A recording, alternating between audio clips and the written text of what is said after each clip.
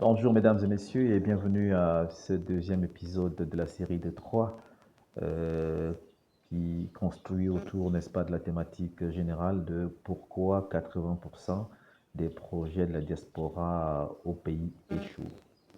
Vous vous souvenez que dans le premier épisode qui portait sur le thème de la confusion, le conflit qui existe toujours entre l'implication inopportune de la famille et la gestion professionnelle des projets.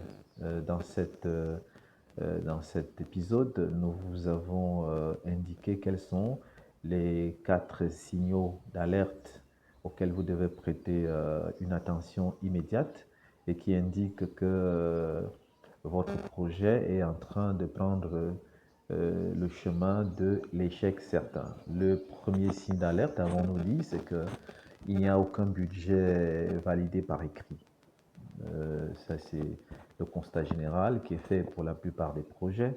Le deuxième signal d'alerte, c'est que les rôles ne sont pas clairement définis, ce qui limite plus tard, n'est-ce pas, le partage des responsabilités. Le troisième signal d'alerte, c'est que les communications entre le gestionnaire du projet et le promoteur du projet qui est vous, en général, sont basées sur des engagements verbaux. Et le quatrième signe d'alerte que nous avons indiqué, c'est qu'il y a absence totale de planning structuré. Il n'y a pas de délai, il n'y a pas d'échéancier, il n'y a pas d'indicateurs, il n'y a pas de cible, il n'y a pas de livrable en général.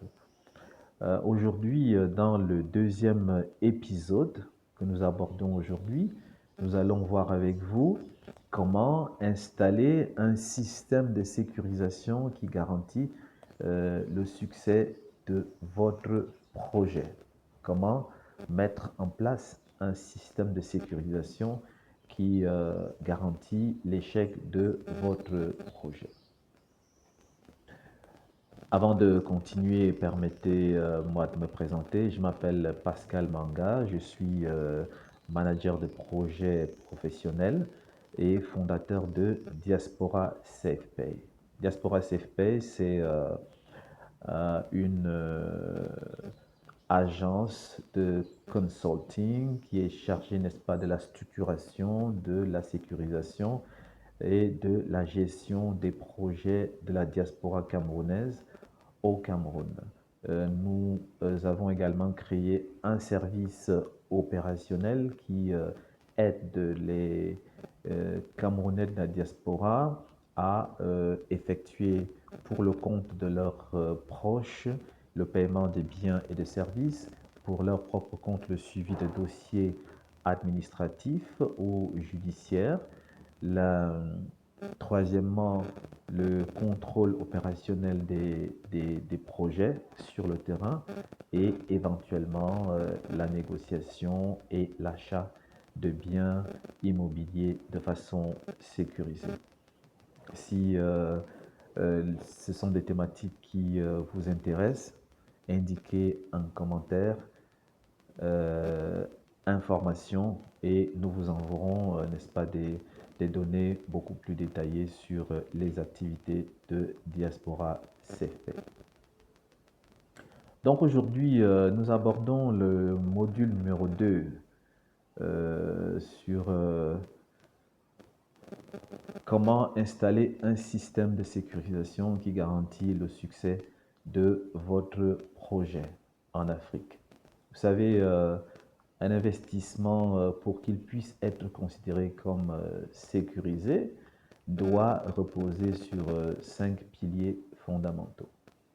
Le premier pilier, c'est qu'il doit exister un budget consolidé. Vous savez, un budget n'est pas une estimation approximative, non, c'est un document écrit, détaillé, validé et qui fait ressortir l'ensemble des coûts d'un projet, y compris avec une analyse annexe qui indique les éventuels coûts cachés du projet. Donc, sans budget formel, il n'y a pas en fait de référence. Et sans référence, vous ne disposez d'aucun outil de contrôle. Donc, il faut en tout premier lieu un budget consolidé. Le deuxième pilier, ce sont les devis, de préférence des devis comparatifs. Tout projet sérieux exige au minimum 2 à 3 devis comparatifs. Pourquoi? Parce que cela permet d'évaluer la cohérence des coûts, parce que la plupart des intrants qui entrent dans l'exécution d'un projet sont acquis sur le même marché. Et dans une économie libérale, les écarts de prix ne sont pas très importants. Sur un marché concurrentiel, les prix ont tendance, n'est-ce pas, à se resserrer. Cela permet également de détecter les anomalies, bien évidemment, à partir de l'analyse, n'est-ce pas, des différents devis. Et cela permet de professionnaliser la démarche. Le troisième pilier, c'est il vous faut un planning contractuel. Il vous faut un planning contractuel. Un projet sans calendrier devient en fait une promesse sans échéance, parce que un planning inclut quoi? Un planning inclut des phases. Il faut un phasage précis du projet. Un planning inclut des délais. Les différentes opérations et activités doivent être exécutées dans des délais bien précis. Et un planning inclut des livrables intermédiaires. C'est-à-dire qu'à la fin de chaque phase qui a été indiquée, vous devez recevoir un résultat sous la forme d'un livrable. Donc, il faut un planning contractuel et qui est validé contradictoirement entre le promoteur du projet et la personne ou la structure à qui le projet, l'exécution du projet est confiée. Le pilier numéro 4, c'est le décaissement progressif. Nous avons abordé cette question dans une de nos vidéos où nous indiquons clairement que c'est vraiment un point critique. Ce qu'on constate, c'est que la plupart des promoteurs de la diaspora, qu'est-ce qu'ils font? Ils procèdent à un décaissement unique de l'ensemble des fonds alloués au projet. C'est une erreur fatale. Parce que un décaissement intelligent doit suivre un modèle. C'est un modèle presque universel et qui garantit le contrôle que le promoteur a la main et le contrôle sur l'utilisation, n'est-ce pas, des finances allouées au projet. Alors, ce que nous proposons, c'est un modèle le modèle 20, 30, 30, 20, c'est-à-dire 20% au lancement, 30% après validation de la première étape, 30% après le contrôle intermédiaire et 20% à la livraison. Donc, le modèle de décaissement que vous devriez intégrer dans les projets, c'est le modèle 20 au lancement, 30 après validation de l'étape numéro 1, 30 après contrôle intermédiaire et 20% à la livraison. Pourquoi? Parce que l'argent devient en ce moment-là un levier d'alignement entre le travail qui est fait sur le terrain et le contrôle que vous devriez exécuter. Un financement intégral au départ, il est clair qu'il supprime tout mécanisme de contrôle et tout mécanisme d'ajustement. Donc, le décaissement progressif des fonds. Le pilier numéro 5, c'est le reporting formalisé. Un projet sérieux, il doit générer des comptes rendus, il doit générer des preuves documentées, pas simplement des comptes rendus verbaux, et des validations écrites. Et ce qu'on constate, c'est que avec l'instantanéité de la communication apportée par les réseaux sociaux, on a tendance à utiliser les messageries instantanées comme WhatsApp avec des messages courts. Oui, le projet avance très bien. Oui, ça va, il n'y a pas de problème. Oui, on a fait ceci. WhatsApp ne constitue pas un système de gouvernance. Il constitue, oui, un canal de communication qui permet la fluidité des échanges, mais ce n'est pas la même chose. Bon, nous allons prendre un cas pratique. Hein. On va prendre un cas pratique. Imaginons que vous avez un projet immobilier de, bon, mettons 50 000 euros au Cameroun. 50 000 euros pour la construction, n'est-ce pas, d'un d'un bien immobilier. Alors, sans système, ce que vous allez faire, c'est que vous allez envoyer les 50 000 euros en deux tranches. Il n'y a aucun planning écrit, il y a pas, il y a quelques photos sporadiques. Et l'expérience a d'ailleurs montré que la plupart, dans certains cas, les photos qui sont envoyées ne correspondent pas toujours aux travaux réels sur le terrain. Ils peuvent avoir été pris sur d'autres chantiers. Et il y a des surcoûts imprévus. Pourquoi? Parce qu'à la base, il n'y avait pas de budget.